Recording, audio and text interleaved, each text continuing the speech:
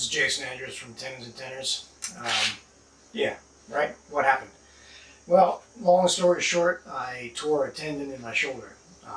So I will not be able to continue working on the sewing desk for a couple of weeks. Unfortunately, that's one of the drawbacks to using traditional tools and traditional methods. You really need both hands to be able to do anything, especially planing. I can't even plane any of the wood that I need. So I'm going to have to take a short break from that.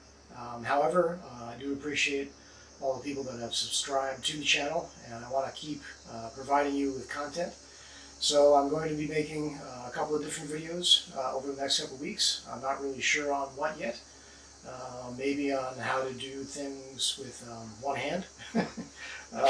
Maybe how to saw with your feet. I don't know.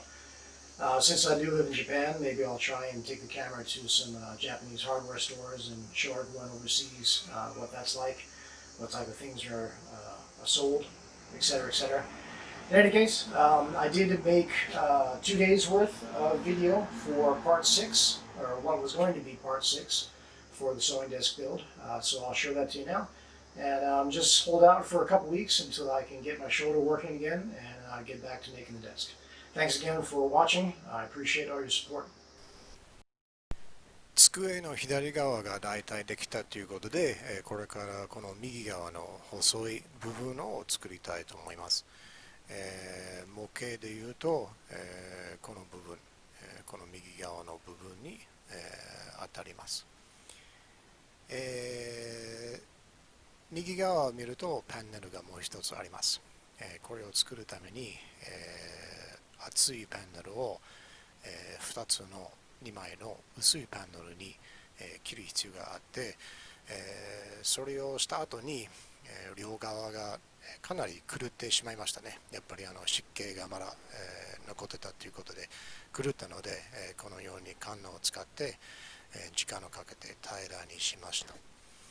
そして、補助穴をいっぱい、掘らなきゃいけなかったので、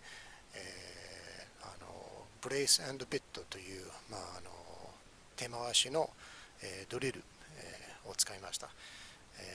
ここではその、切りを研いでますが、最初はのみで、少し、線を入れてから、手回しの、ドリル、ブレース&ビットを使って、穴を、開けます。こうすることによって、のみを使って開ける手間が少し省きます。この後は、また分かりやすい作業が続きますので、ナレーションをやめて作業をお見せしたいと思います。ご覧いただいてどうもありがとうございました。